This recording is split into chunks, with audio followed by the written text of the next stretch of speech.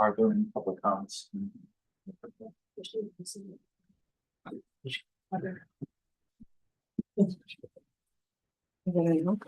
There are none.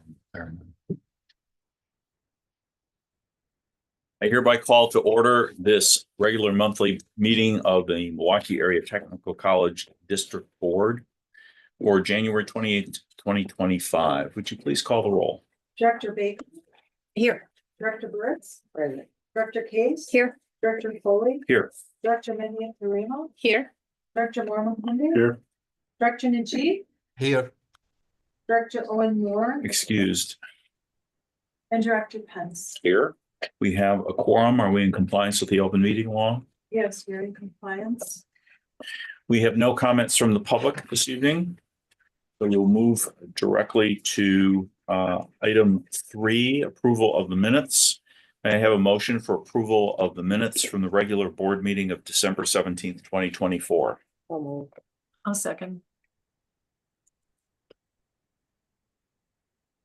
Sorry, was a motion by Director Burris? Mhm. Thank you. We have a motion and a second. Is there any discussion? Any discussion from the director online? All right, we have a motion and a second. It has been moved by Director Burris and seconded by Director Case to approve the No, minutes as submitted. Baker. Me, Baker, not Case. We have a motion. Let me just confirm, Dr. Najib, you don't have any questions or comments about the minutes, is that right? No question. Okay, thank you. So we have a motion by Director Burris and a second by Director Baker. Would all those in favor indicate that by stating aye? Aye. Aye. Aye. Any opposed?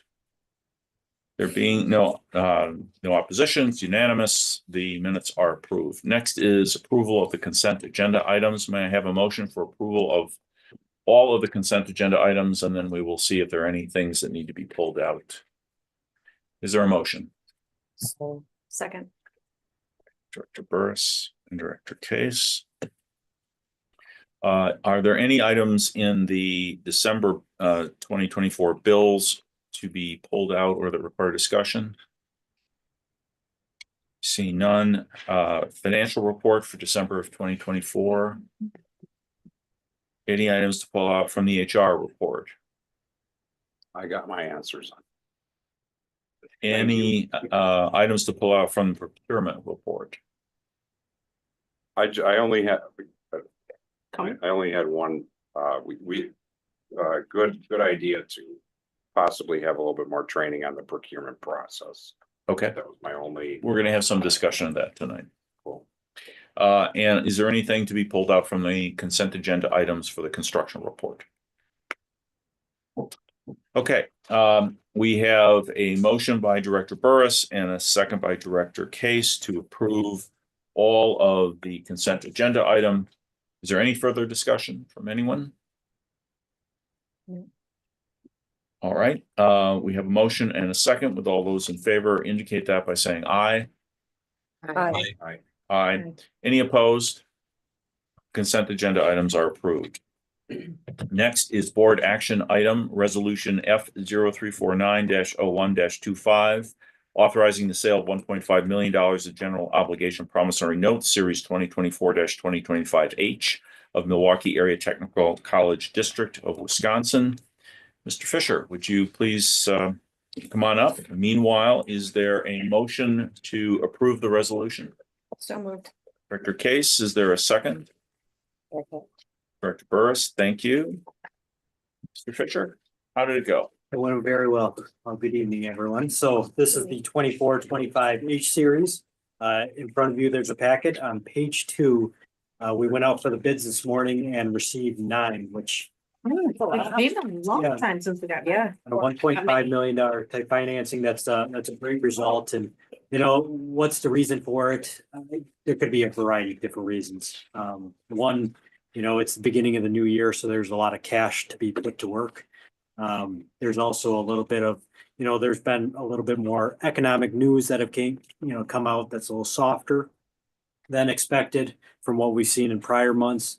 You know, but again, it's a great result and nice to see so many bidders show up for the sale.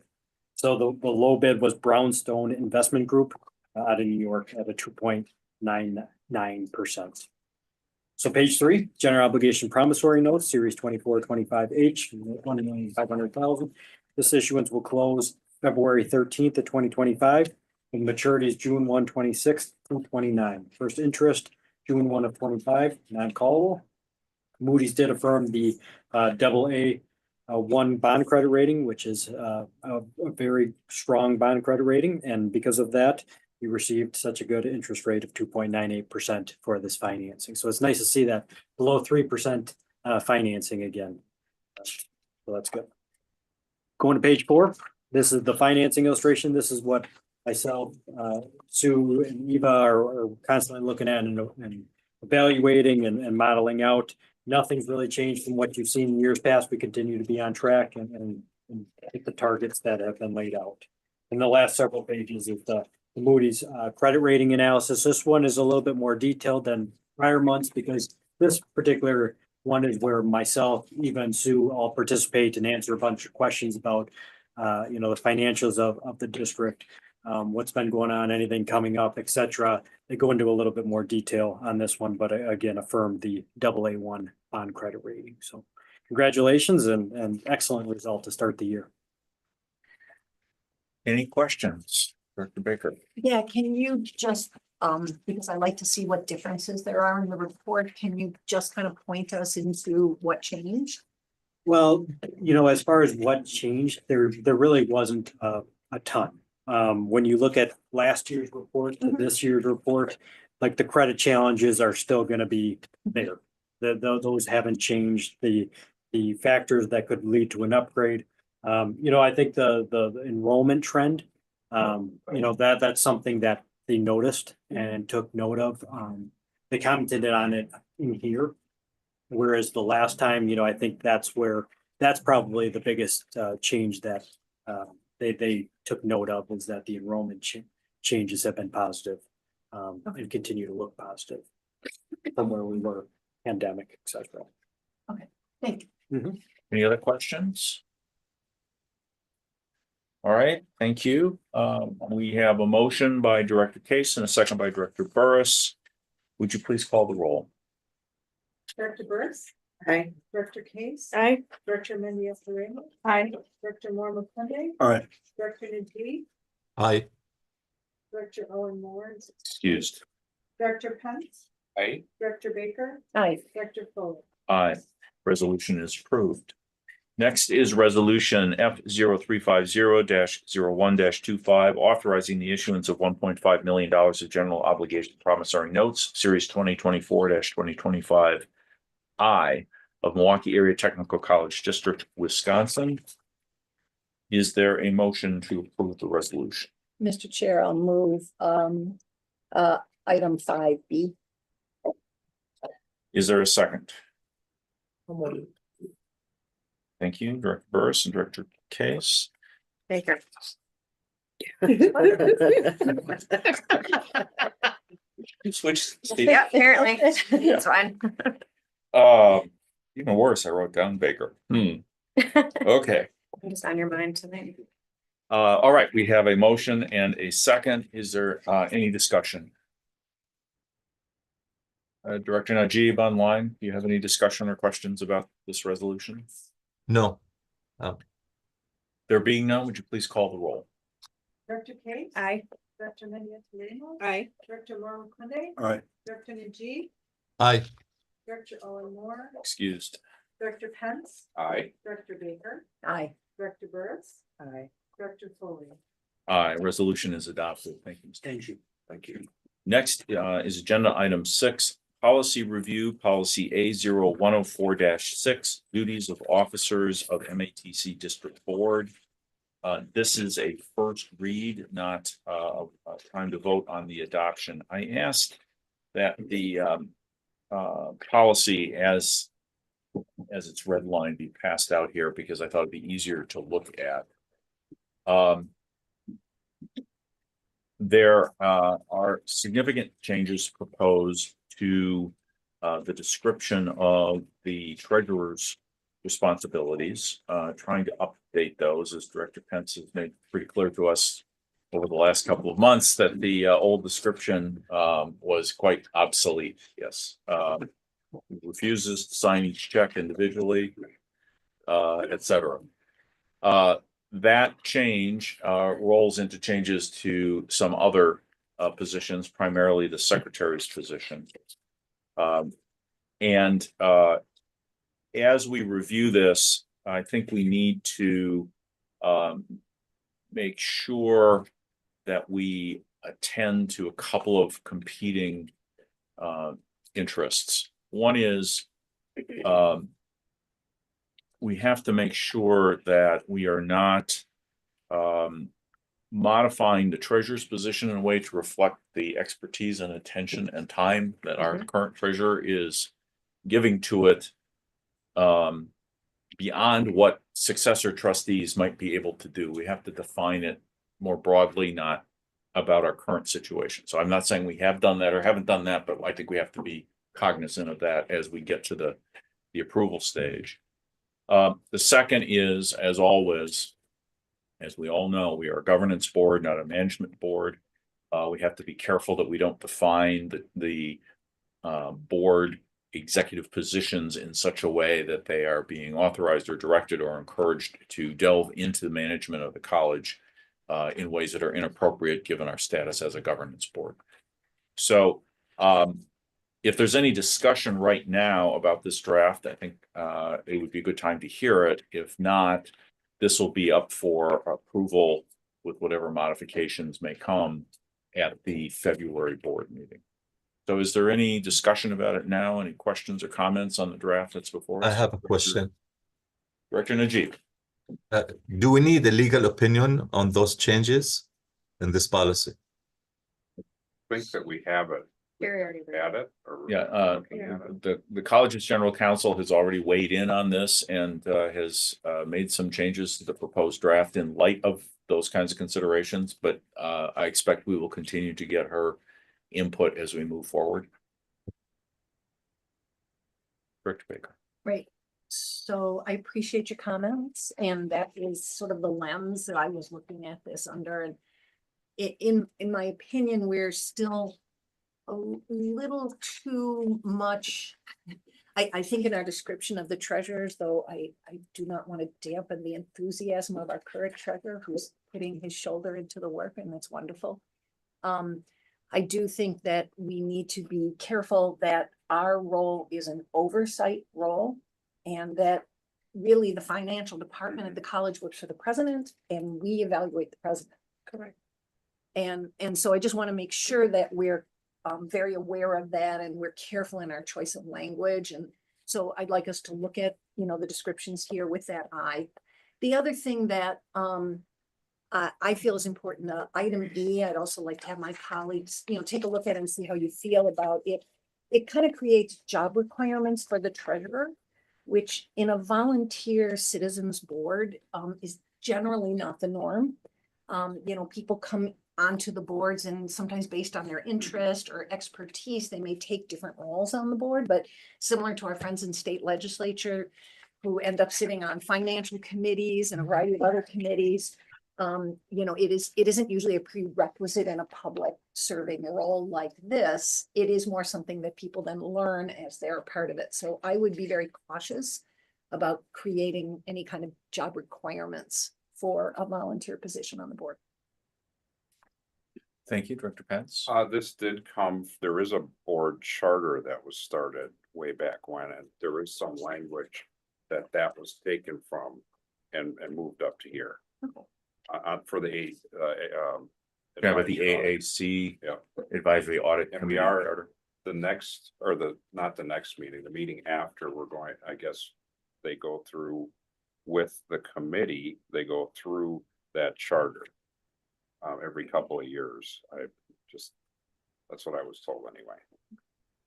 And as far as, I understand that we're our role, and there's just a lot of questions that are asked, so I'm not telling anybody to do anything, so just making that clear. If there's ways, how can we verbalize that? Is there a way to verbalize that? Well, I think that's the work between now and the next meeting is, we should all take one more look at this language and Mhm. if you will identify, let me just do it this way, if you'll identify to me what you have concerns about, I'll make sure that those are distilled into however many different points they are, and we'll redistribute that before next month. Any other questions or comments? All right. Next is item 7. A request for policy approval for policy G0. I guess is that it's G. I can't tell if it's a 0 or an O. G0301 weapons on MATC property. Our general counsel, Sherry Terrell Webb, is going to come up and talk about this, and perhaps do we need Lieutenant Kernan for this or not? I wasn't sure how. How would you like to do it? I can see what happens and then we can talk about. Great. whether or not- Thank you. We're not. Do we have a motion? Not yet. Is there a motion to approve policy G0301? I so move. Is there a second? Second.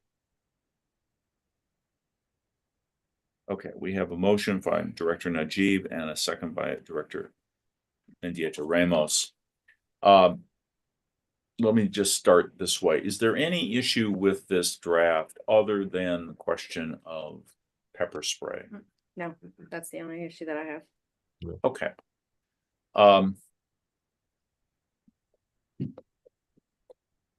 Counselor, why don't you tell us where we are in looking into that, and we'll see where we go from there. Certainly.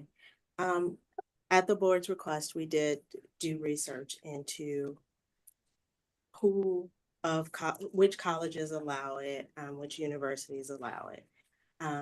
From our general research, we've discovered that there is one technical college that specifically calls out pepper spray.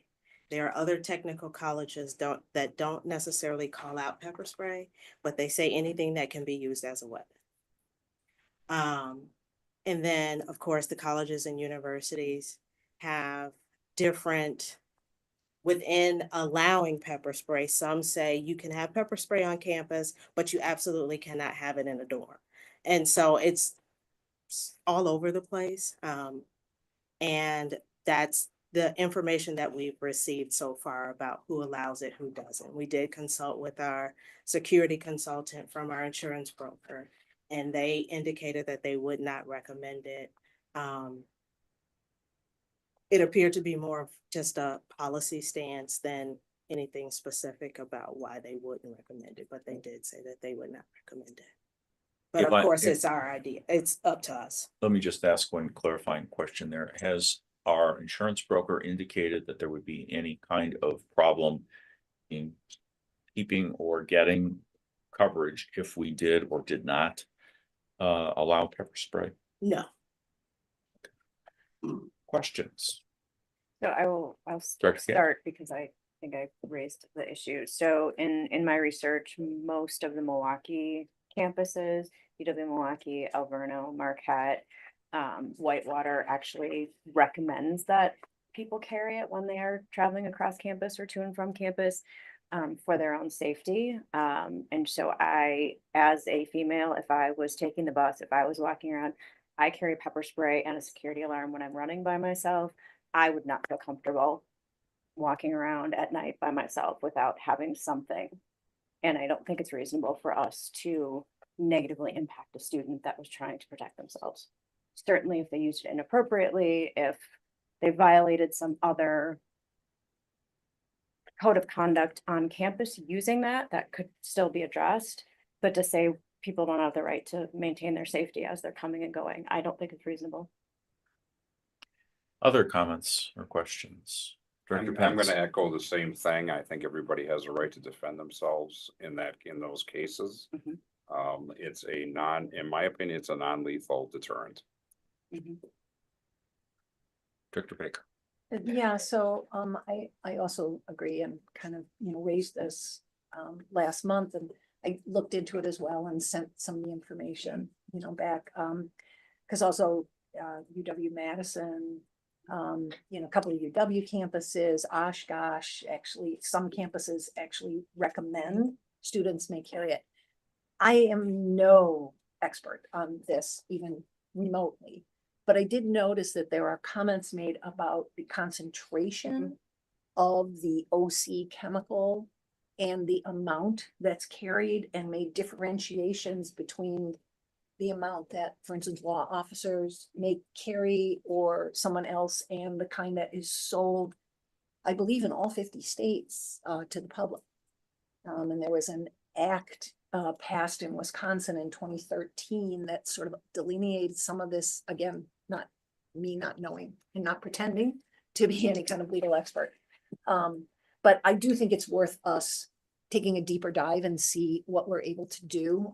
I really, I agree with the sentiment wholeheartely, and I believe that we have enough peer institutions who are doing this, that there should be a legal, it should be legally allowable for us to do. And so I don't know if you'd like to table this or just pause or whatever for the administration to do a deeper dive. Piggyback, and I think I sent you the language. UW-Milwaukee literally says it must be legal to carry in Wisconsin. Like you can't carry something onto campus that is not lawfully allowed. So it does, which does differentiate in the law what's allowed and It what's not. does, Yeah, okay. yeah. Director Manteijo Ramos. Yeah, I also agree. I think it's important for somebody to at least feel safe and a way to protect themselves. I mean, my 17-year-old is allowed to carry it on her high school. I don't see why we wouldn't allow an adult to carry it on college. Any other comments? All right, you asked how I think we should proceed with this. I think we should table this for today. I think that that we have done some further research since this was first proposed, but that these concepts about stating the maximum amount or the concentration or whatever other factors there are is something we should probably look at a little more closely. And come back to the policy next month after we've had that input. Is there anything else that anybody thinks we should do before we get to a final decision on this?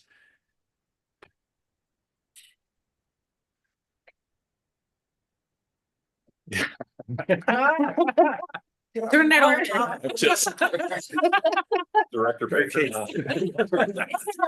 Director Case. Director Case. Your case. Laura McClendon. Yeah. It's the glasses. It's the suit. I really shouldn't wear the suit. Correct me if I'm wrong, from all my legal experts. The maximum amount is 2 ounces in the state of Wisconsin. I have no idea. I don't know. No idea. I think that's shampoo. That's what I That's mean. TSA. I think that's what I remember, like Yeah. the maximum amount for a Okay. person to have is 2 ounces. And I don't think that we're asking to go over that at any point. No. Because then at that point, I think it becomes a firearm. And you legally have to have a CCW to carry anything larger than that. I believe with that's you. correct. So the like the little ones that come on your keychain, Mhm. or some of them look like air fresheners, or little something like that. But I think it's 2 ounces is the maximum amount. Any other comments? I Director have a Pence. kind of an related but unrelated question on if somebody has a concealed carry permit and they walk up to the door here, it should clearly have no guns signs on the doors. Isn't that a state situation? It's downstairs on the It's door. downstairs on the door. And they Is have, it on every door? they have to have the ones issued by the state of Wisconsin. I'm Otherwise, just they're not checking. valid. Yeah, there is one at the main entrance. I know because I saw it when I came in. Are they at? We're We posted adding them. every Those are entryway. the new ones that we've added the additional drug and alcohol notices that we have to get. There's no CCW. Right. Is there a motion to table item 7 Yeah, Mr. Chair, I will move to tabling this item. until until February board meeting. Thank you. Is there a second? Second. Okay, we have a motion to table and a second from Director Omakunde. And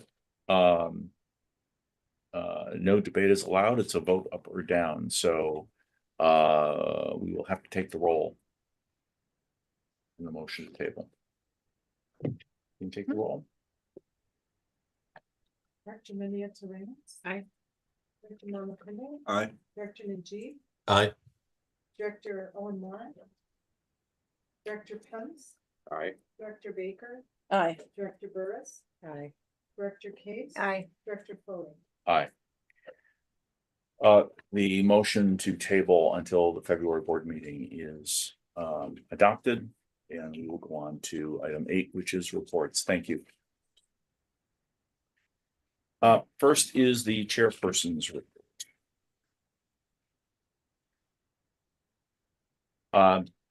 Dr. Cruz and Director of Communications Laura Bray joined me at the Wisconsin Technical College District Boards Association Legislative Seminar on January 15th and 16th in Madison. During the seminar, calling it a seminar is a little off, really. We have a seminar about how to approach our elected representatives on the Hill to garner support. And then we go up to the Hill and we speak with them and meet with them. And we met with 1, 2, 3, 4, 5, 6, 7, 8, 9, which was a pretty aggressive schedule. And I think it's fair to say that we received a very cordial reception from everyone on both sides of the aisle. I was not expecting that, and so I was very pleased when that occurred. The other thing of note, I think, is that one of the individuals that we met with after we talked about our great programming and things that we have added and changed, asked the question, well, I always want to know what you've trimmed lately. And we didn't really have an answer for that question. So I think it's one that we probably should be prepared have in our pocket. I think part of what we're going to talk about, the viability process later today, may be a way to answer that, but I think that's something we need to be prepared for next time. I also attended on that Friday the Governance Leadership Institute in Madison, where I was joined by Dr. Cruz and Director Pence. Dr. Najib, did you attend remotely or not? I couldn't. Okay, I just wasn't sure. I couldn't tell. No. This is an ACCT program. It is largely about separating. Oh, I'm sorry. I attended that one. I'm sorry. This one, the Okay. other, this one I attended. I'm sorry. Yeah. Too many things happening. at About once. the board rules. Yeah, I attended it. Right, then you look at it. It was largely about maintaining the distinction between governance and management. There were a bunch of little exercises in that regard, some discussion of conflicts of interest and other governance topics. It was very similar to the program that the District Boards Association ran 2 years ago, I think it was, and the program that we had here 3 or 4 years ago. They all seem to be using the same playbook. I think it was well done. They brought in someone from their DC office that does this a lot. There are a fair number of new and much younger members of the boards of the other technical colleges that have not had this sort of training before. Next in the chair's report is a discussion of the board retreat, which is going to be on Saturday, February 8th.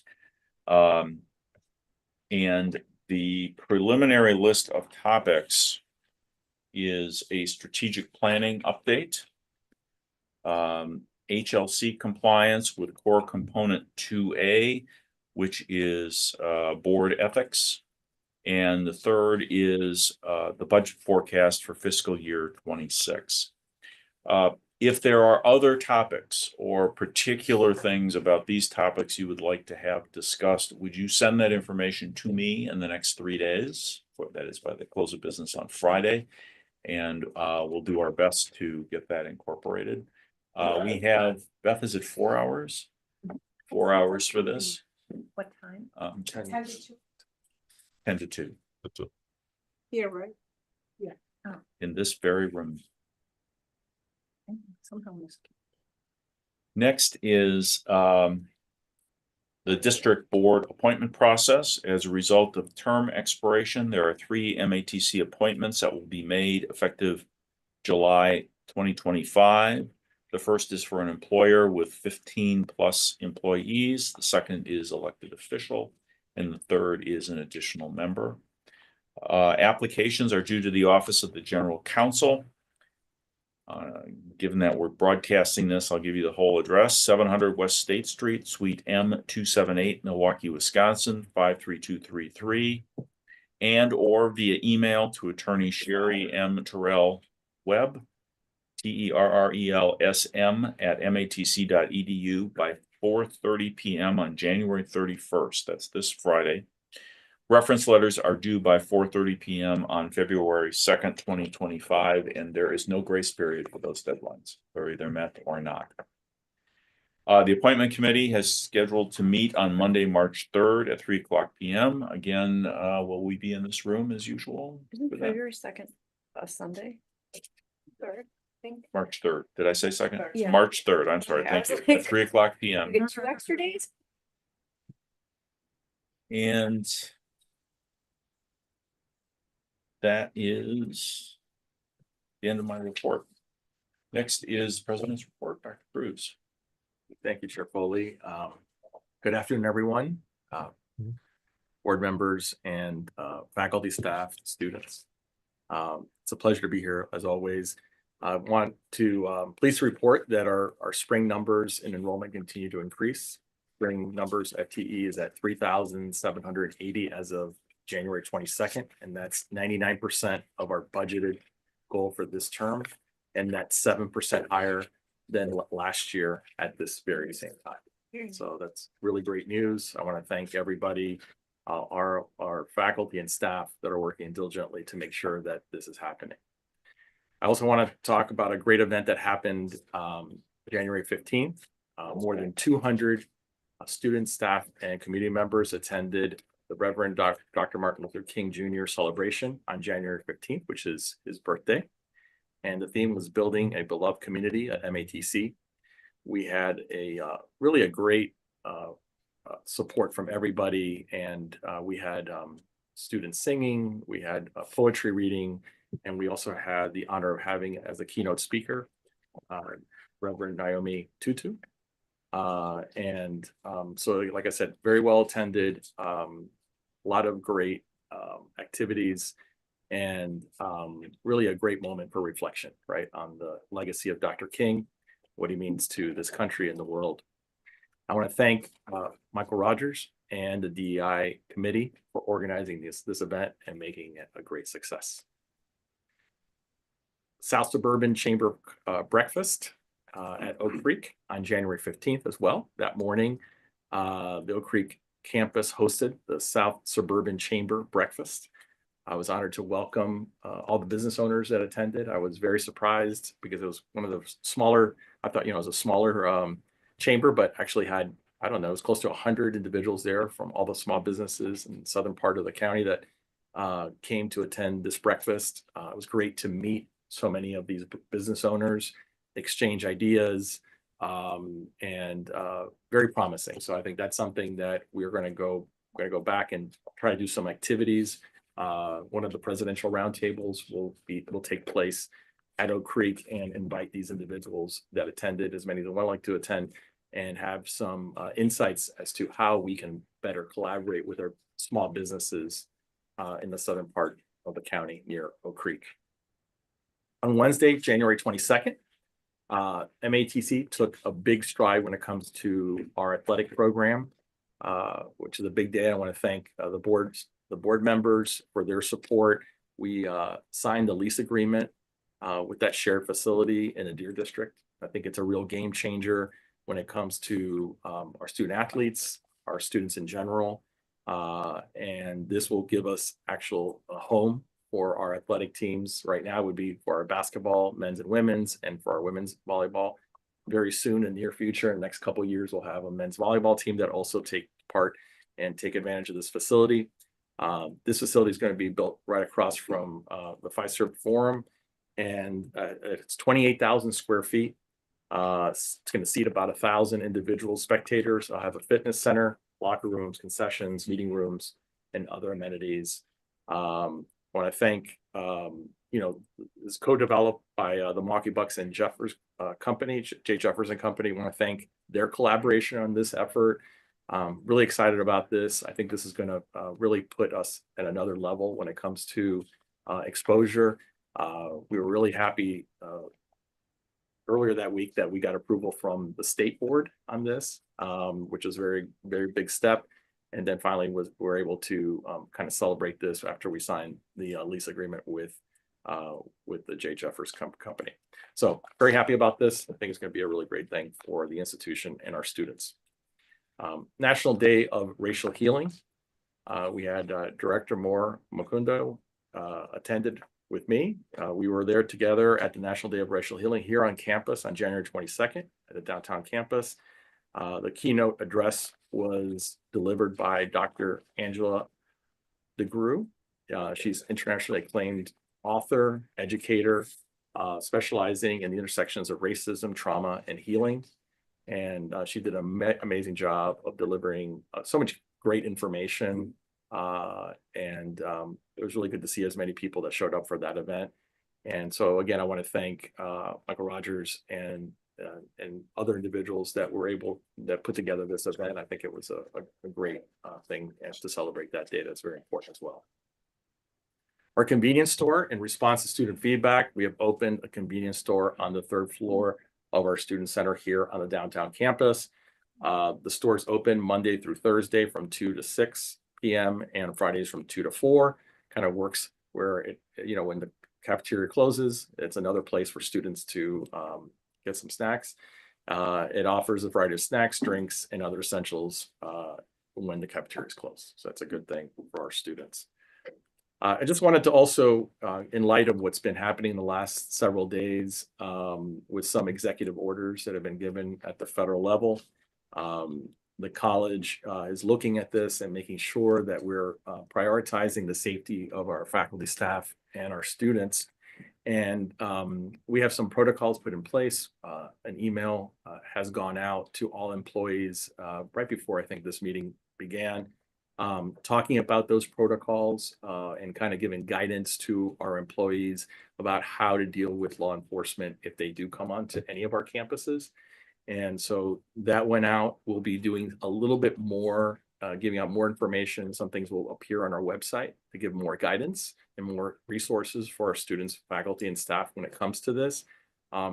As a result of this, or that's not a result, in anticipation of some of these orders, last week we started having some resource fairs at our different campuses to make sure that our students are given the resources they need to address some of the issues that they may be facing. And they've been very well attended.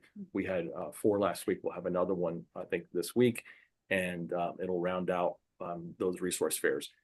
We did this a few months ago as well. We're going to continue doing this to make sure that students have these resources that are not just the resources that we have here at the college, but that community resources that are available and come to us, so then that way the students don't have to go around trying to find these resources in the community. So these are some things that I just wanted to share that are very important, obviously, and we'll be monitoring the situation when it comes to these executive orders. There has been a lot of talk about some things that came out this morning about grants as well. And we've been monitoring that as well, federal grants. As far as we know, based on an Office of Management and Budget memo that came out earlier today, the freeze on federal grants does not affect Pell Grants, student loans, SNAP, Medicare, Medicaid, or Social Security. Because these are all programs that affect individuals. That's the message has been given by OMB. And so we'll keep monitoring that because that may change over time. It was just blocked. They're just blocked by a federal judge.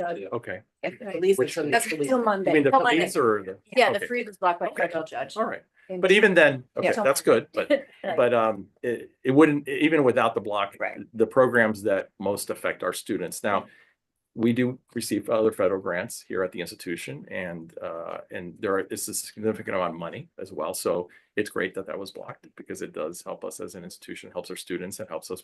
And most of the money that we do get from the federal government, that money goes directly to helping students and supporting our students, either through advising and other support systems that we provide. So I just also wanted to take, if you indulge me here a little bit, want to take a little bit of time and share with the board and for the public as well, a little bit of message I want to share with everybody as I reflect on being here about 7 months, and it's very important that that certain themes come up, certain things come up.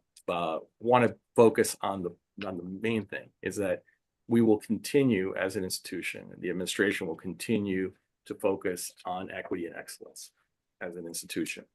And if I remember back into the interview process, building a strong culture here at the college is a priority for me as president and for the institution. And I'm going to continue working with the administration, our faculty, and staff to make sure that we're doing it, obviously with the board, right, in collaboration with the board.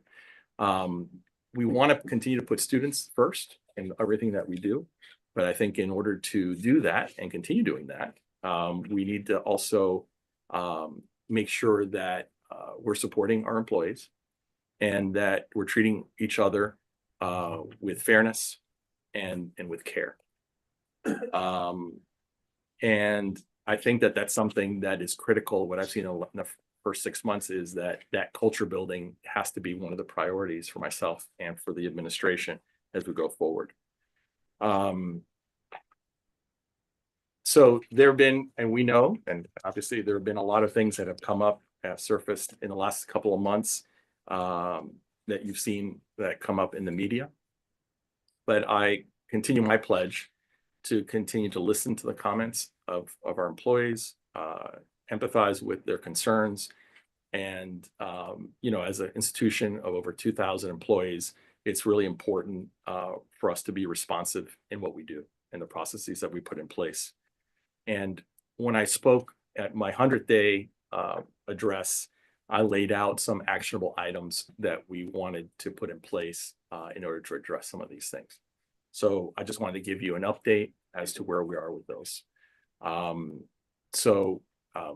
The first thing is that I expect to name a firm or firms that will review our hiring and our complaint processes within the next 30 days.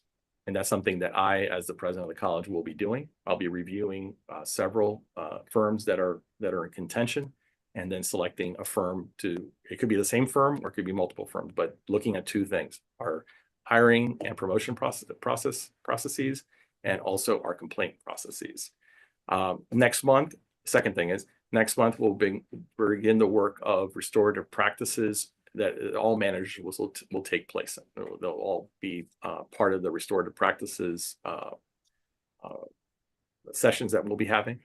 That's one thing that I also committed to. And then in April, I will host our first We Care event celebrating employees who provide excellent customer service to our students. So those are the first three, just to give you an update on that. But we also have been looking at additional things, because we know that when I got the feedback from the 100-day address, there were other things and other comments that were brought up in the from employees. And so we're taking the first steps to kind of address some other things, some other initiatives that we can put in place, because I think that one of the most important things is to improve communication and to also increase trust amongst each other. So one of the things that we'll be doing, in addition to those three that I just mentioned, is the college will create a new Voice of the College live series to gather feedback on specific topics to help us better serve our students and support one another. And it's going to take very much the shape of what we did in the 100-day address, which is basically, really it's open to all employees. All employees, when we have these sessions, all employees can come to these sessions. They'll be simulcast on different campuses, so they don't have to come to one location. They can stay at the location where they are, and they can participate by providing feedback answering questions. We'll be addressing topics that, again, affect students, but also may affect employees. So it's a way of improving communication and transparency. We also start to rotate our cabinet meetings across campuses. So we'll be having them at each of the different campuses. And then we'll also be updating everyone through the week ahead about key decisions that are made by the cabinet, and also any type of timely topics that come up, we'll also be sharing with all employees. And then also, so those are some of the things that we'll be doing in order to do that.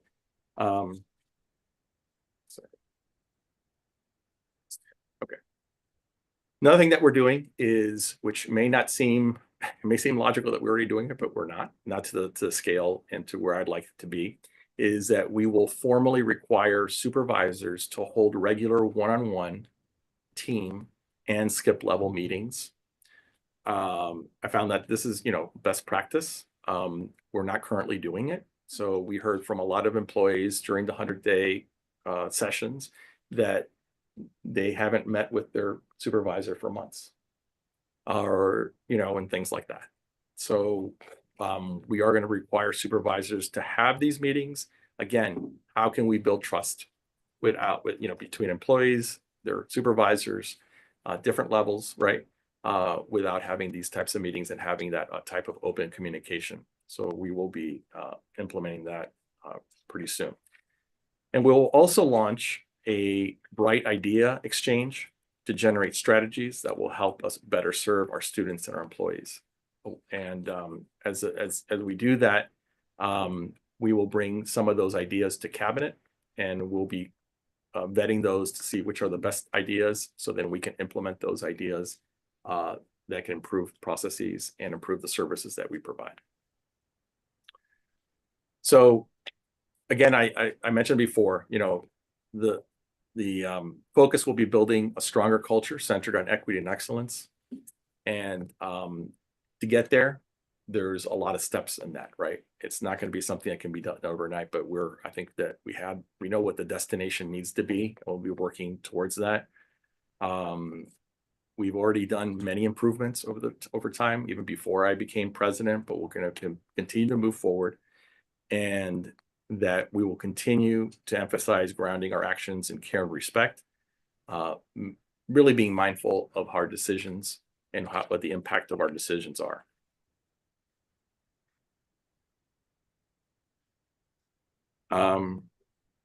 So I have shared in other addresses and communications that MATC is a caring culture, and it must be a caring culture, and a place where racism and discrimination have no place here at MATC.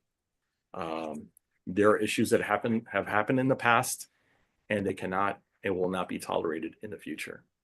And that we fully believe that we're not defined by our past, but by our future. So thank you for giving me this time to share my thoughts about being here about 7 months now.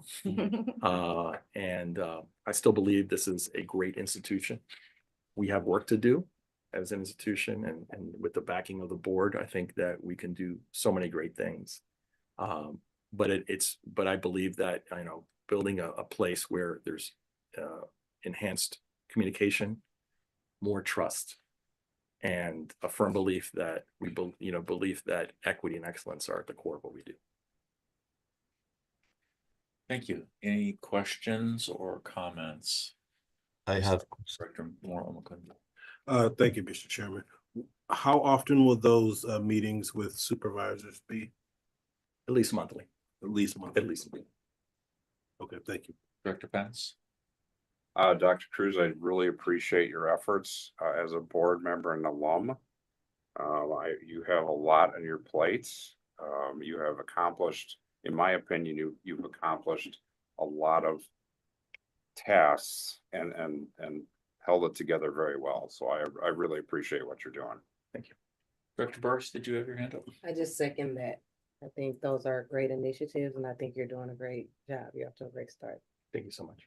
Director Mendieta Ramos. Yeah, well, I want to second what they say. I want to publicly say that you have, of course, the support of the board. I think everyone will agree, definitely my support.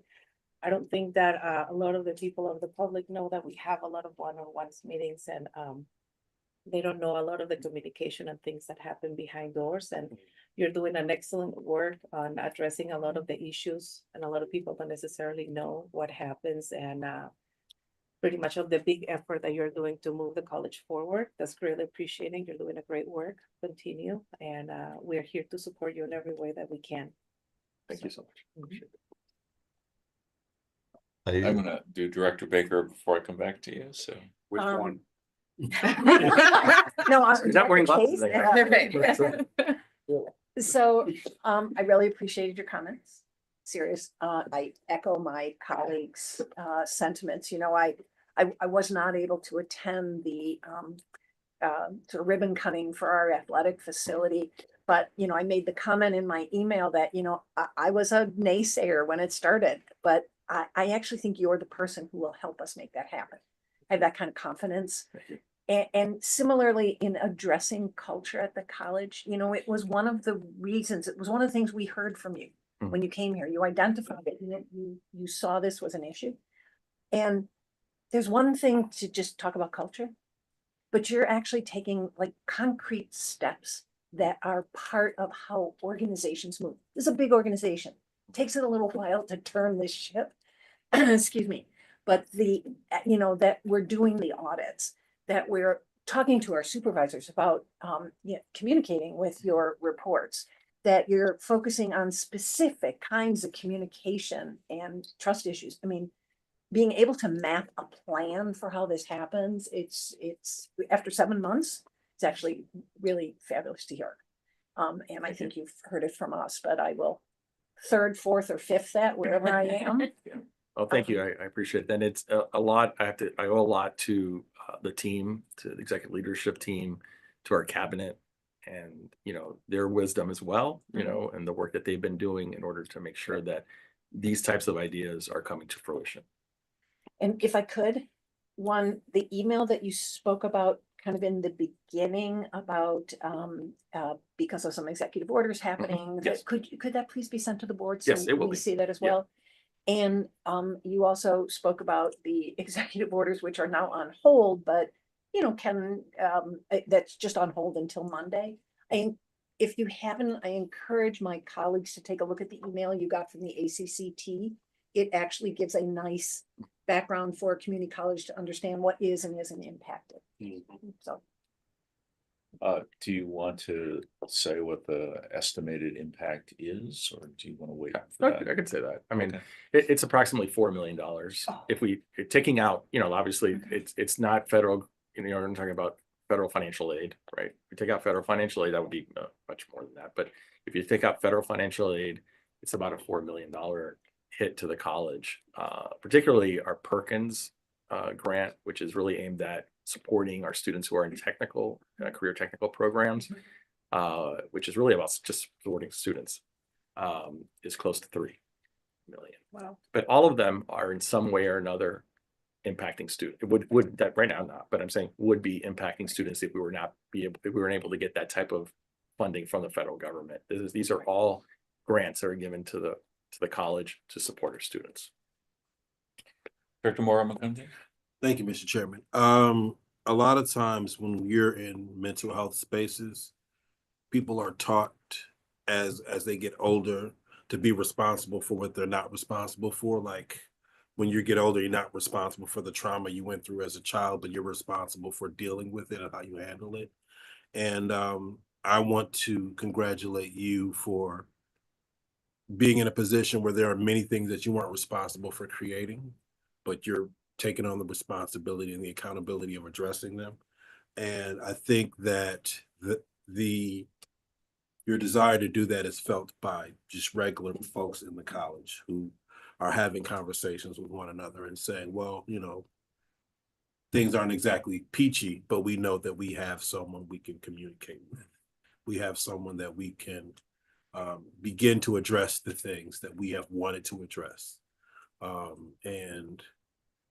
I was not speaking on behalf of the board, but these were folks who were volunteering information to me. And there is a sense that there is a path forward for some of the things that may not have had that path forward before. So I think that's the critical thing, that it's your openness to taking on the responsibility and accountability for addressing the things that were already here before you arrived. Thank you. And you, I think you hit it right on the head when it comes to a path forward. Is like, how do we find that path forward? And I'm always open to whether it be board members, faculty or staff, students, giving ideas on how we can improve that path forward. Because I think that it's very hard sometimes, and like you said, there are things that have happened in the past that create trauma, create a lot of issues for people. But I'm one, and I recognize that, but I want to make sure that we're looking at a path forward to make sure that we can get to a point that I'd like to see, and I've shared it with a few of you, it's like my sole focus is on students. Like, that's what it is. I always want to support our employees. We've got to put the right support systems in for our employees as well. But we have so much to do when it comes to helping our students and helping our community, because our students are our community. So it's like, we're not, our students aren't coming from all over the country. They're coming from this community. And then, so that's where the focus needs to be. And I hope that everyone, not just the board, I know that all of you are focused on the college, and our students, but everyone here at the college is really focused. That's their main focus. I'm not saying disregard your feelings or disregard your well-being or disregard. I'm not saying any of that, but I am saying the primary focus should be our students and what we're providing and opportunities we're providing to this community, because our community needs us. Our community needs us more than any other educational institution in this area.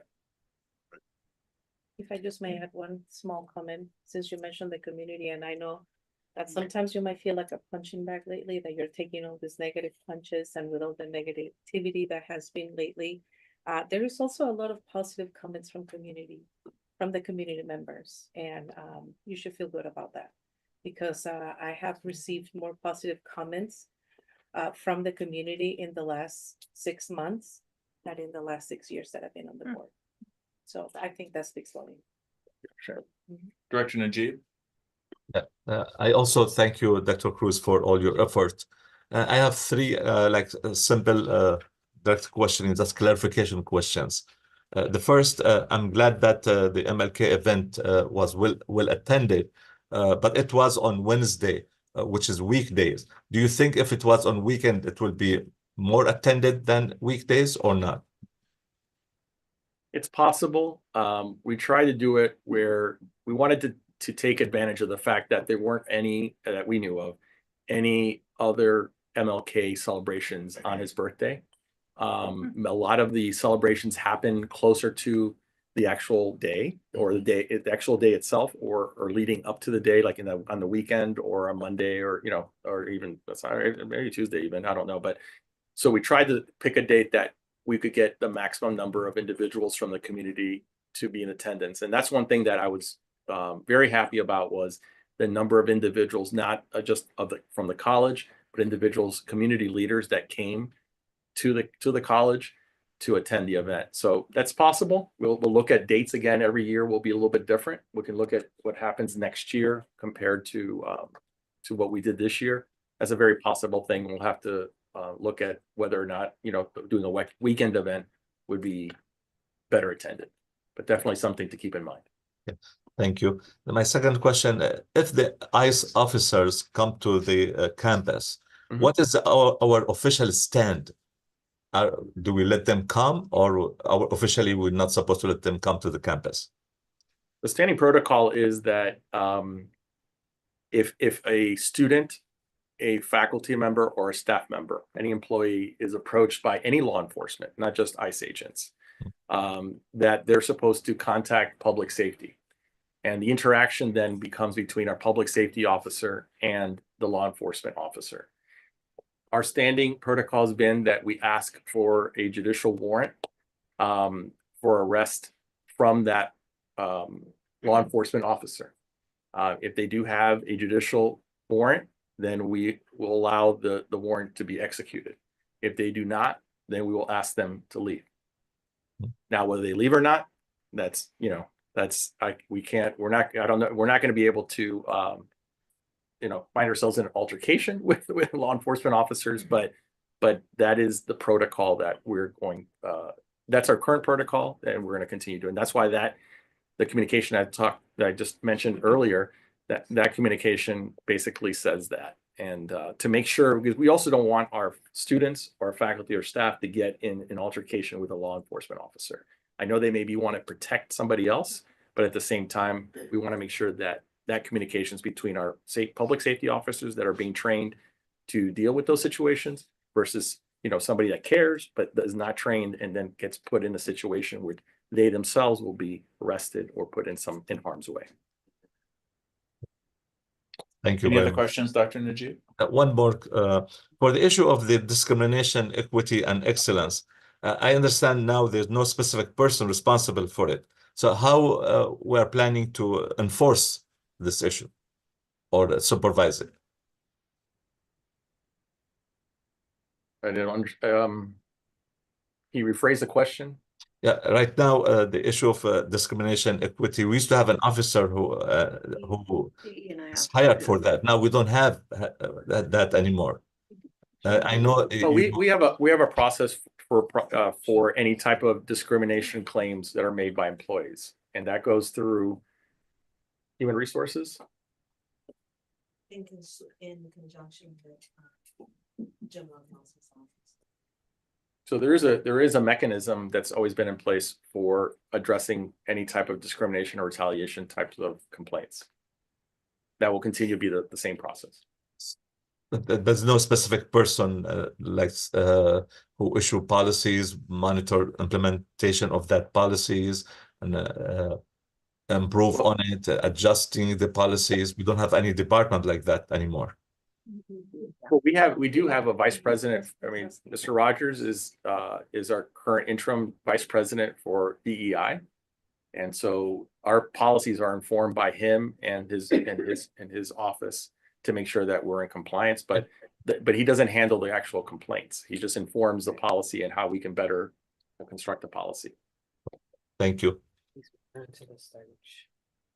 Which one? He's referring about the orders from Washington about the. No, I think because we don't have because it's an interim role, we don't have an Yeah. official person. in the Oh, role. okay. That was just- Well, so I okay, think you so answered it though by saying there's. yeah, but so Yeah. So the position currently is Mr. Rogers in that position. We're currently undergoing the interview process to find somebody to be in that position. I mean, Mr. Rogers or maybe somebody else, whoever as the process goes through its evolution. Probably by the end of this month, we'll be able to announce who is the vice president of DEI. I don't want to say permanent because none of us are permanent. But it will not be an interim role. Let's put it that way. It'll be a regular role. Director Case? I think everybody said everything, so I'm good. Thank you. I would like to second all the comments that have been made. We don't always get to say it when angry words are directed at the college's direction, but we as a group are very supportive of what you're doing, what you've already started, and where we all hope you're taking us. So thank you. Thank you. Anybody else? All right, next agenda item is the treasurer's report. Very quickly, we had our OPEB investment trust committee meeting on Friday. I have to also second the motion on the administration that I get to work with. The finance people are they're on task.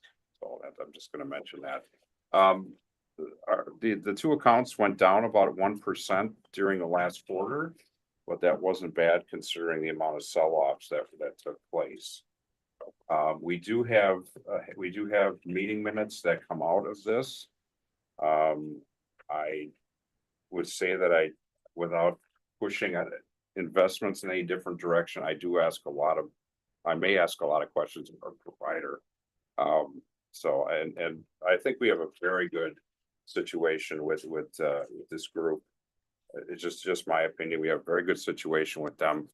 We're moving forward, and there really isn't a lot to get through. I did just for my information, ask a few things about how the draws work and at the timing of those, just so we're not, you know, taking a draw out at a time we're down, and there was some very good interaction on that. So we do have meeting minutes, if anybody wants to look at them or you know, has any further questions. Another side note, I met with a partner company of ours, Liberty Precision. Bill Berrien is the owner, and he has been doing some workforce development projects with our machining area. It was also very supportive of what we're doing here. So I just want to mention that. So our advisory audit committee meets next week. So You're still meeting with the advisory committee? the audit advisory. Oh, okay. That one Right. just, I don't know, for Gotcha. timing, Friday we did the investment stuff, and then the advisory audit committee is going to meet next week, so. Yeah, I think it would be a good idea to circulate at least a link to the audit advisory committee's charter. If you haven't chaired that committee, you've probably never seen it. And it addresses some of the issues that we've been talking about over the last couple of months about supervision and how it works or how it's supposed to work. So I'd encourage all the members of the board to do that, and maybe Peter or Beth could find that link or a copy and send it out to all the board members, please.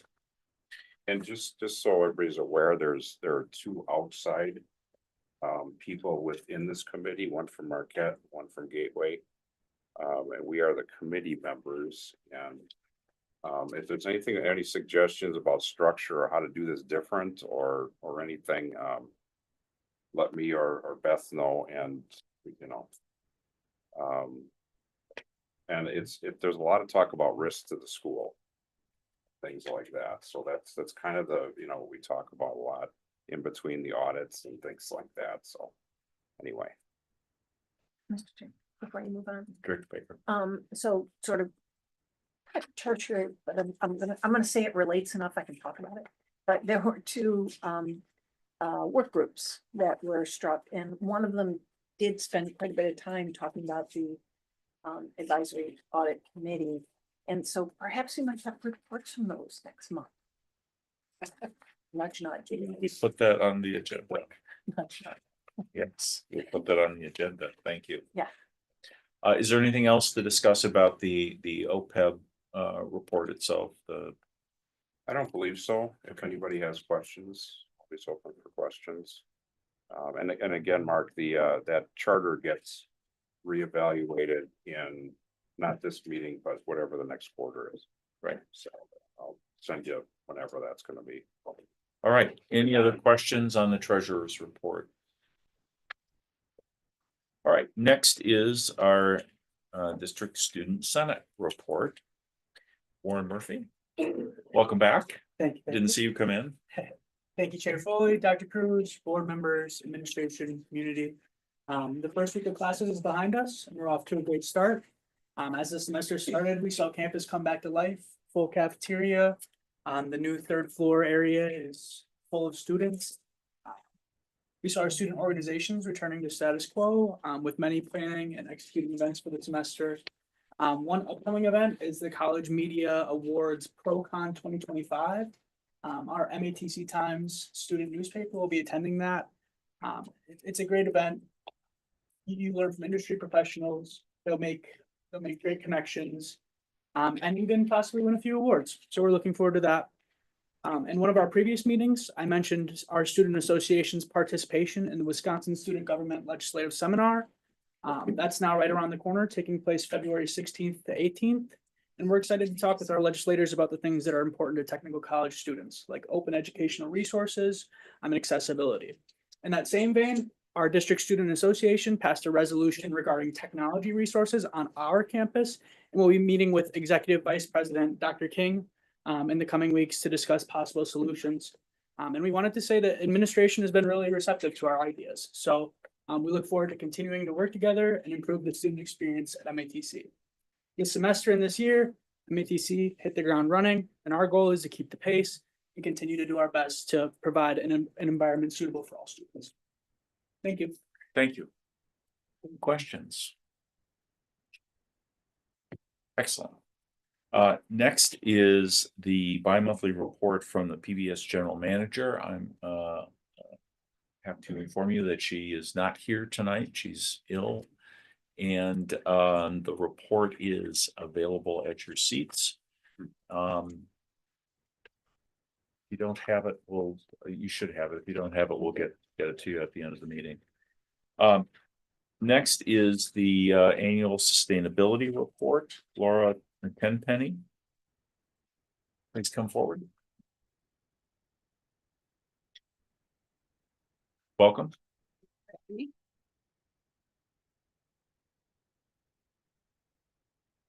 So, like to go through, I know that you all hopefully had a chance to take a look at the report. I did receive questions and tried to get answers as best as possible for you. So I just wanted to address anything specifically that you would like to talk about. Yeah, let me just say that I asked for a whole bunch of background information, and I'm going to ask some specific questions at the end.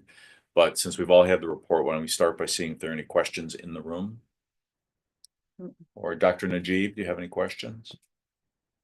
Okay, so the thing I was interested in getting some detail about, since several of the board members who are here voted for these alternative energy things some years ago, how are we doing? And so I have your responses here. Let me just get some of these out here. So we have the MEC1 solar roof-mounted project, which had an out-of-pocket cost of $374,196 with average annual production savings of more than $27,000. About how much have we?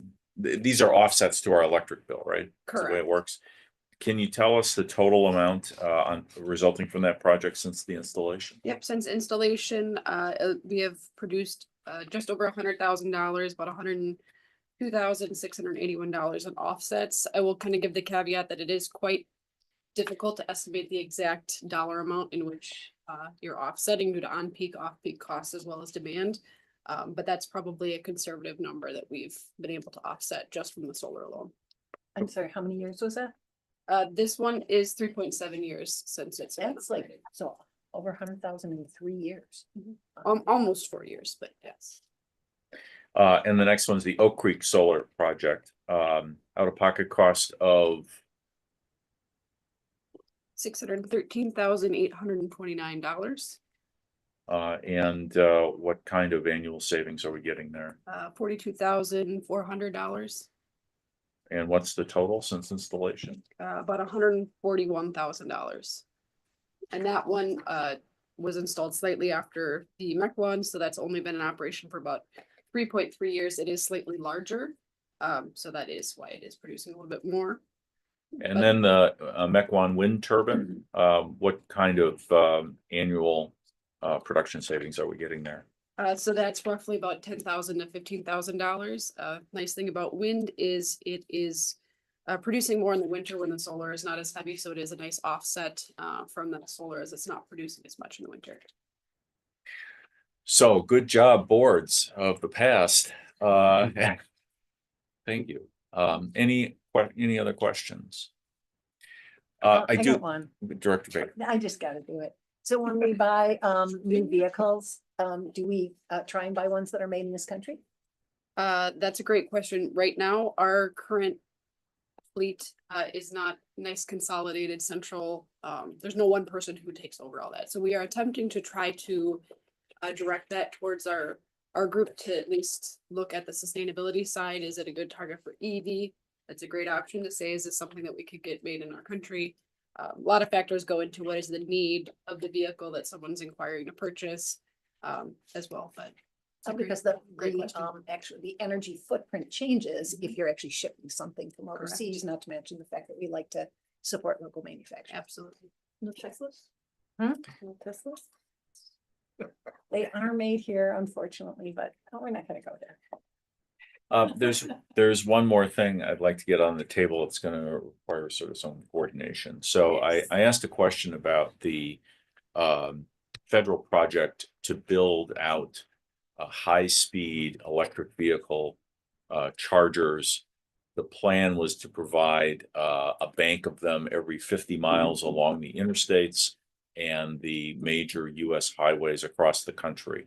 The money was distributed or was set up to be distributed pursuant to applications by individual states. We got ours in early and ours was approved. I have no idea if the money has been spent, if it's been provided, or if it's one of the things that's going to be caught up in the current impoundment effort. But the question really becomes this: if that project is going to go forward, shouldn't we be including in our training programs, in our electrical training programs, what people would need to know in order to be on the crews that build those out? They're going to be built out eventually, I believe. I don't know how soon anything's going to get spent at this point, but I think we should back of the burner, obviously, but we should be looking at that. The last time I asked at a DBA meeting whether anyone else was looking at doing that, I think the answer was Green Bay was. They're kind of at the confluence of a number of these highways. So I'd like to get that on the table, Director Baker. So I do know that there was a substantial federal grant that went to a local company, Ingeteam, which is in the valley, to build those Yes. charging stations, and they are hiring people, and I know Wisconsin Regional Training Partnerships working with them, and I think we are. We are. Yeah. Okay, so maybe it's already happened. So, and that's the building of them. That's not Not the the- actual installation. It's something different. But again, that's still, they were hiring, I think, over 100 people with that expansion. So Yeah. it gives us a foot in the door, so to speak, but. Okay, Director Morales-Conti. Yeah, so I don't know what else the federal administration will attempt to do. However, the everything related to like Inflation Reduction Act dollars, et cetera, is supposed to be good for another year. And so when we passed a bill at the state level, partnering with the Quick Trips of the world to say, okay, if you put in $20,000, we're gonna put in 80 to build these $100,000 charging stations. It is my understanding that that agreement is still in place, at least for another year before anyone tries to undo anything. But that private part of the contract of the piece is supposed to still be in place. And I haven't, we're only, a few days in, but I haven't heard anything that says that won't be the case. Thank you. Thus far. So from the actual vehicle side, I'd be remiss if I didn't speak up, being from an EV company. But we have had our Department of Energy grants put on hold as part of this action as well. you have. Yeah. So there's a possibility that, because Harley-Davidson was awarded a large Department of Energy grant for EV technology and furthering that to continue to build in the US. And we were notified that that was put on hold. Director Pence. Any just ballpark numbers on wind versus solar as far as maintenance of the wind turbine? So the maintenance that we do currently, we're budgeting about like $2,500 a year to keep that operational. Some years if we have to replace older parts, we've spent a little bit more, but we have exceeded with our production any costs we have spent to keep it maintained. All right, thank you very much. Thank you. Next is agenda item 9, board monitoring program viability process. Dr. King.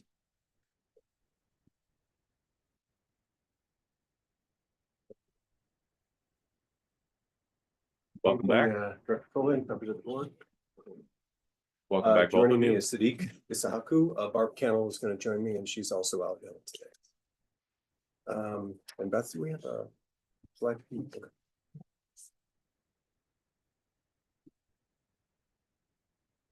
And then do we have the visual? We'll go with that.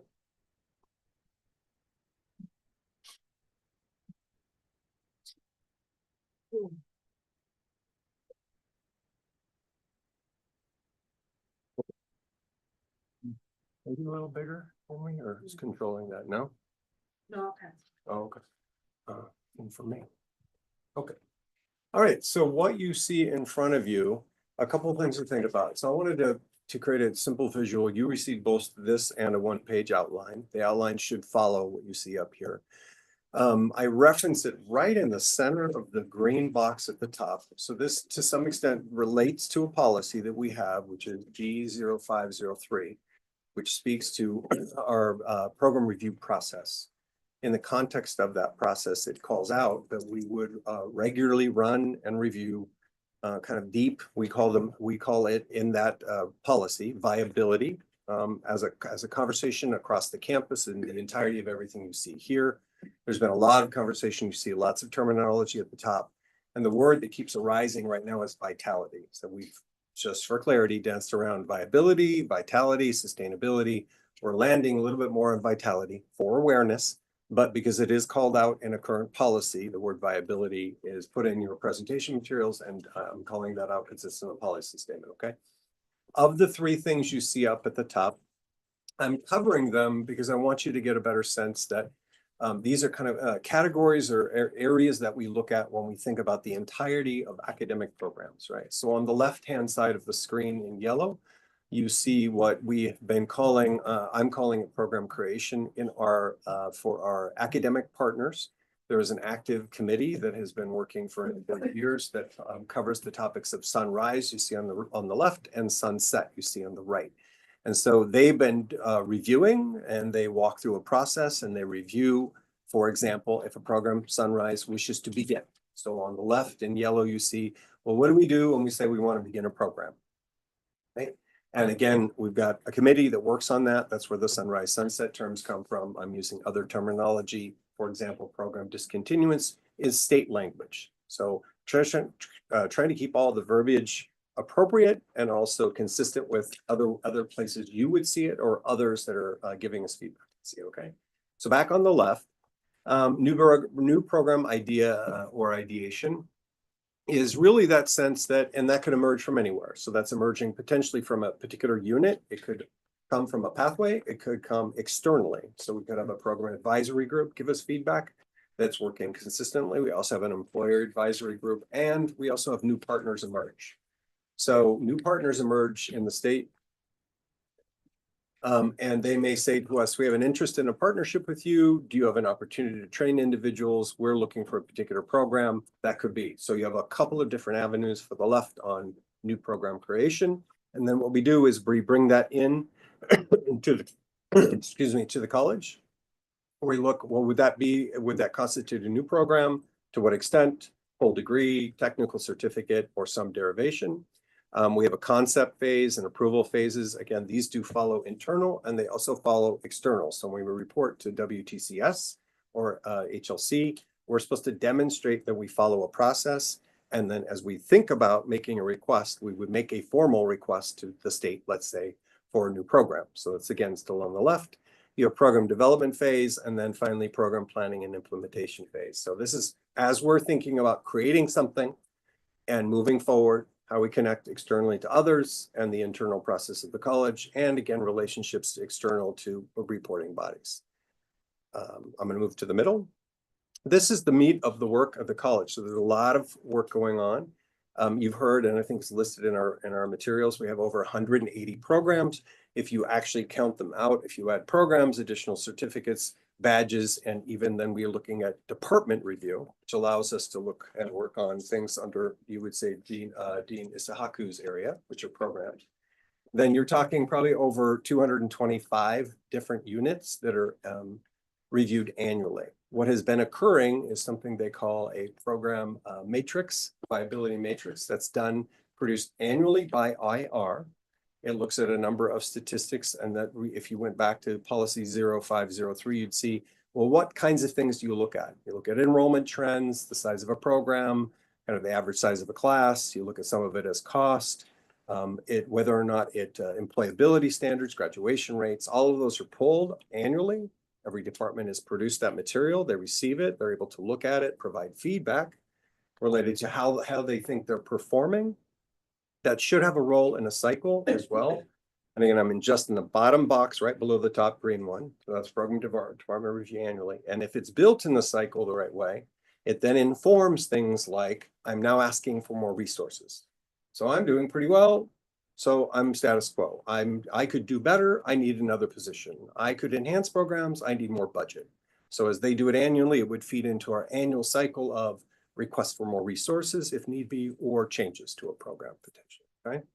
So every year that's produced, and we're making some adjustments to that. It's quite substantive. Second box below, program vitality. We're seeing that word now appear. And more recently, you saw something come to you at the board when we brought you the West Allis proposal. So although we have the annual reviews, what we've done there is as embedded in that review were at least 2 programs that we looked at deeply, 3 actually, but 2 we mentioned. One was the funeral sciences program, services, excuse me. The other was the medical assistant program. And a third program reviewed was our sonography and imaging programs. We have 4 of them. And that was that's a deep, deep dive. We did not give you the full analysis. It was over 10 to 15 pages for each one. And that's done on a 4-year cycle. So from the 225 annual program reviews, then we put each of them in an up to 4-year cycle. So then what we're asking the departments, the colleges, the deans to do is then go do the deep dive. It's really that assessment where you look and you dig more deeply into kind of where are you going economically, what's emerging locally in the area, what meets your needs as it relates to, we have locations, we have programs at multiple sites, and that balance. And for example, when we look at funeral services or medical assisting, funeral services really was, as a good example, can this program potentially continue to be sustained at West Allis? Yes. Could the program be moved to a new location? Kinda, it just moved buildings technically, but within our current structure. Could the program potentially be expanded? Yes, because there was interest across the state for continued expansion and enrollment. And so that deeper vitality study said from a vitality lens, this is a vital program. It has room for growth. You should sustain it and do the following with it. So deep dive, medical assisting was the same. The outcome was that we can actually see that program now moving from the main campus over to West Allis. So those are 2 examples of all our 225 programs. They go into that's 4-year cycles. So we don't do all 225 each year. They just move into 4-year cycle and then they repeat. We're putting them in a cycle and something could change. So that's that. In general, the deans say, okay, of my programs, I want these in the first, these in the second. It could emerge because per your previous conversation we're having about EV or electricity. It could emerge that we say, we actually think we need to do a deep analysis right now. Or it could also be one of those where we're concerned because something's happened to a program, where there's been a dramatic decrease in enrollment. There's been a sudden change in the availability of people able to instruct it. And so we would shift our vitality assessments and pick up that in the current year and move something to a future year, right? If you go down, then you see a review discussion, QRP. QRP is a term used by the state about the assessment. So as you finish, it's really, what do you do with this? We just reviewed. What do you do with what we just read through? And then on the bottom green, you see next steps, which for us then take us in a direction, secure P or suspension. So it could just go right back into the cycle of vitality, or it could move over to the right. And this is a little bit odd when you look at it, but it says discontinuous or sunset. It doesn't necessarily mean we will discontinue a program. Could be that that doesn't occur. So the first bubble at the top, program suspension, is that is the first thing that you were required to do. So if we have a question and a program is struggling, right now we do have our ASL program in this status, and we have reported American Sign Language as a program, not courses, was a program we were looking at. It was not necessarily doing well from an enrollment perspective. So we noticed and we're required to notice the state as well as HLC that we're going to put the program in suspension. It's a formal status and allows us to evaluate the next step in the program. Do you do something to revive it, change the program, change the curriculum, identify that there are additional markets.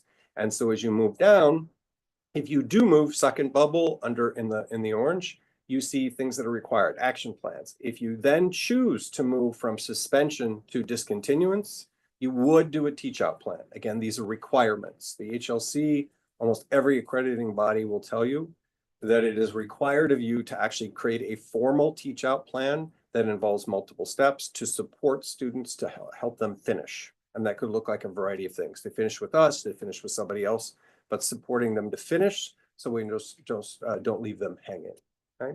And then it also includes student plan and a faculty plan, because if you finish, you end in a program, it may be that you have a faculty member, and then, well, do you have a plan for that faculty member? And sometimes what may occur is the faculty member may have other experiences and the ability to be teaching in another unit. As you move down the bottom, potentially through that process, and this is a little bit odd, so you could determine through suspension, though, you reinstate. Oh, it looks like we found a way to revive this program. There is really a need. We've shifted the curriculum. It meets the outcomes the employer's needs much better. Great. And it comes back over on the other side into a regular cycle. And then, or all the way over on the right, second from the bottom is discontinuous. And finally, the program ends. It's no longer in the inventory. Courses are not offered, and we don't mention it as a part of what we offer as programs. And at the very bottom there in the orange, we indicate that overall, there's a general communication plan about this as well. So we update departments, students regularly about the change, make changes to the website. So this represents kind of broadly everything you'd see most likely in your policy. And as a process, what we would go through annually and a 4-year cycle in terms of how we're assessing programs and to some extent seeing new and allowing things to also finish. I don't know if Dr. Osaka has any other comment. No. That's Fantastic. Oh, okay. Said enough. Good call. A wise man. Any questions? I hate to go wrong. Just where's the advisory committee in this? Because I just remember programs generally, you get kind of that 360 view. So just give me a bubble. I don't need a lot of. Yeah, so there's two things in general. They would probably appear in the sunrise. It's actually called out by the state. Sure. State gives us direct feedback that says you would work with your, and we have this going on a little bit with our program advisory, and Laura Bray also runs an employment advisory, and it calls out you would form a special committee or special group to assess whether or not that's viable. That's one. And then two, that's built into a little bit of both. So when you look at program department review as well as program viability, you would be getting direct feedback from program advisory, bounce it out on an annual basis, and also do it as a deep dive. Depends. Question on lead, what is the start to finish lead time on this? Like if you want to start a program, how long does it take? To start from inception to program beginning, like whereas students are enrolling. If we have an idea about basket weaving or something. Why'd you look at me? Bartending, pickleball. Professional pickleball. Never. Wow. You're gonna throw pickleball out there, are we? Okay. We just create a sport on that one. That one's Every easy, right? opportunity. But I would, it depends honestly, but I would say I have done this in other states, and from inception I'll to do it. January, a year and a half. Okay. But it does take time because you have to go through a process, you have to make requests, you have to demonstrate viability. And I would also say this, it's, and this is one of the struggles, it's not here, and the faculty in units need a lot of our support, where sometimes, and this has happened a lot of places, it's not as easy as just saying, here's the new program. The amount of marketing that has to go into this, you would have the best program in the world. If you don't tell students it's there, they don't see it.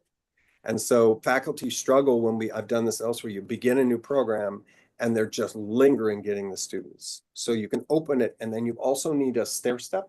So new program development should most likely include probably up to a 3-year plan of build out, where you're opening the program and you might put additional supports to sustain it, because it'll have low enrollment. You want to allow that to be fostered and grow. And unlike, I think you've heard before, we have our cancellation policies here, right? Every time you post a class, it's under 10, you cancel the class, the program's never going to grow. But you could do something, I think, in as early as a year and a half to me. And then you do need supports to allow it to sustain over time. how does this all fit into the workforce development trends that are now out there about, quickly? And again, I'm just trying to learn this stuff. I'm sure things change a lot faster when I went here, but how does that fit into this? Like, if you go to a company and a company wants you to train them in this or that, how does that fit into this? And is that, because in my mind, it seems like you got to ratchet really fast. And You do. So I think from a workforce perspective, most likely what you're trying to do is capitalize on either offerings we have. So for example, we have a unit. I'm forgetting the name. I'm sorry. Sometimes we have terminology that doesn't meet my prior experiences, but it basically is in Lean and Six Sigma. Forgetting the title of the units in our STEM program, but that is a tremendous overlap to Lean, Six Sigma project management training that can be done non-credit in workforce, and companies ask for that, right? So you take advantage of that. I think you're also asking me though, like a shift of technology and a new way of thinking, like EV, right? Are you asking me about that as well, or from a programmatic perspective? It's just from the ability to pivot quickly. It's usually by tapping into existing programs and taking extractions out of some of the materials, business management, communication training, leadership. Those are all components of programs that we have in business, in communication. So you would extract pieces and you would offer them most likely for non-credit. That's how you can pivot. It could also result in you looking for expertise outside the company to hire somebody quickly. Yeah, pickleball coach. So quick follow-up. Yes, ma'am. So then the flip side of his original question, how long does it take you to sunset a program? To sunset it? Yeah, so typically you are looking at probably a 2-year process, but it does vary. And I've said that carefully and thoughtfully, because one of the commitments we always should have is to the students. So you could even have 100, you could have 50 students sitting in the program. You don't want to have that linger, but you look at 3 buckets when you close in general, and there are several things you want to look at as an option for a student. So one of the cleanest is, hey, we're going to close this program. Does another college close by have the same program? That's one of the cleanest ways to go, because you can say to the student, it's 20 miles away. This is and you work on transition agreements, right? That's almost never the case that something's that close and that aligned. So then you usually do teach out plans. And that's a combination for the student of supporting the student to finish out the curriculum. So they could have just come into the program. It's a 2-year program. And part of the commitment is helping ensure that you support that student all the way through. And you do it until the last student is done, and you're reporting every step of the way, all the credit taking behavior, and that might take you 2 years. And that I've seen and had to do several times at other colleges. Feels a little heavy, but you finish something with completion, and you don't say to the student, sometimes it feels like, you don't say good luck to you. You say, we will help you get all the way through. We'll help you find another space. Thank you. Very good. Thank you. Any other questions? I have a question. Dr. Najib? Yeah, but thank you very much for the presentation. Now I understand really the program creation process, development, and discontinuation. Thank you very much.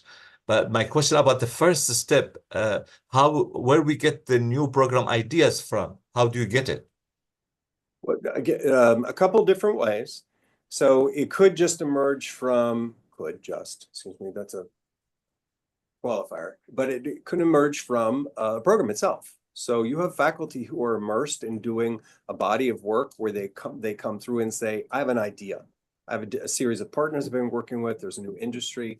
Or for example, and Director Foley, you asked a question earlier about EV technologies, right? That is coming together right now as an adjunct to the electricity department, not automotive. And so we actually have a faculty member who is getting additional training, so electricity faculty member in that technology, and then looking to incorporate the training as an outcome of that. So that becomes either a strand of the electricity program or a secondary strand. So that emerged, we saw that moving, we had a faculty member interested. They tapped into their own training and resources. We knew we were moving in that direction. We hope the outcome is something new, is again, part of that program or some other new program. Again, you could also have external. So you have external partners showing up to say, we have an interest in partnering with you. Would you build this program? And it could be from the start, brand new, something brand new.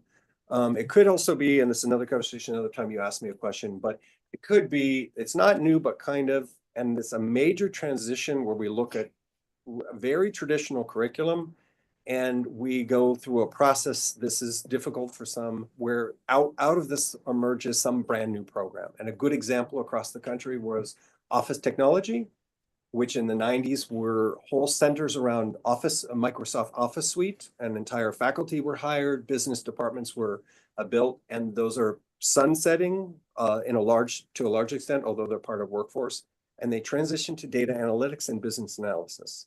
And that's an analysis of the content that's offered, a transition of the curriculum, retraining of the faculty to develop a new program in its entirety. That's another way that could occur. It could also happen that, we are also projecting in our district to see what is coming in, what is new. Microsoft is seeing what types of jobs are they going to be, training, are they going to be requiring. We saw Foxconn come in. We worked very quickly to do some adjustments, and it never happened. So the courses never got created. And so on. And, we also look into jobs of the future. What are we projecting? AI is coming here. What jobs are we going to be thinking about in our district that are coming in or that are going to develop within what we already have? So all of that is taken into consideration. Any other questions? Thank you very much, both. Thank you. Thank you. Next agenda item, new business. We already have on the list for the next agenda reports from our two work groups. Anything else? I have two things. All right. One of them is, this is an open meeting, correct? Yes. We keep that door open. It's very distracting to lock, unlock, lock, unlock. Or is there a particular reason why it has to be locked? I have no idea. We'll look into that. It shouldn't. It's very annoying and distracting and Okay. disrespectful to some of the people. Okay. And the other one, I would like to discuss the fast fund name at the next meeting, if possible. Probably. Okay. Okay. All right. You need, I think that's a good idea too. I would second that. Yes. You need that. Yes, Okay. I just, things are afoot and I want to make sure we're not gonna step in it by doing it at a particular time. So Okay. we'll get that reported out. Thank you. Future events, February 9th through 12th, ACCT National Legislative Summit in Washington, DC. And the Public Media Summit for PBS money is February 24th through the 26th. And our next board meeting is February 25th at 4 o'clock. Something I would like us to discuss, Director Olin Moore's situation at MPS is that they have their regular meetings on Tuesdays. And at least right now, they are going very long and starting early and going very long. And so she was not able to attend tonight. I don't know how long that will continue, but I'd like us to consider what the ramifications might be if we were to shift our meetings a day in one direction or another. I know that might affect the bonds sales, so we have to be careful. But we should have we should think about this and have a conversation about it. Next, And our future events include our retreat. Okay, yes, that's February 8th. 8th. Okay, Did we say it was 4 hours total? 10 to 2. Okay. I think I missed it. No, there was not an end I time haven't seen on it, that. so I just was confirming the time. Oh, we don't have the time established. Was something Okay. sent out to us? Hold on. Okay, sorry. I got a hand up there. More on the. Yeah, is there, will there be a virtual option for that or not? I assume so. That's up to the board.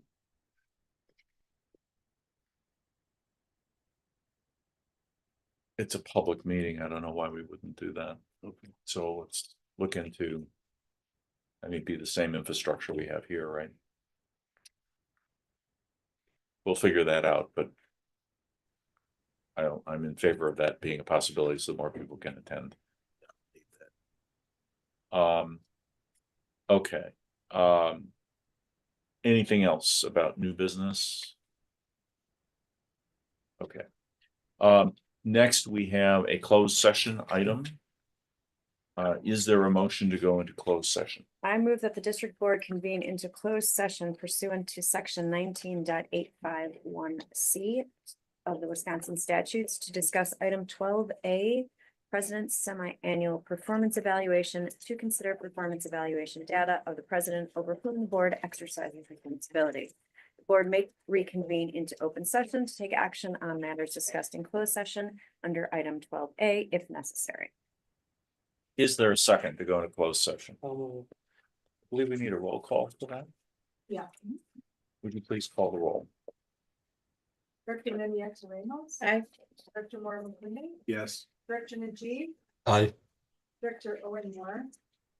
Excuse. Director Pence. Aye. Director Baker. Aye. Director Burris. Aye. Director Case. Aye. Director Floyd. Aye. We are in closed session. I propose that we take a 10-minute break, but let's start promptly at 6 because we have a couple of people with hard stops this evening. So we are in recess for 10 minutes. Thank you.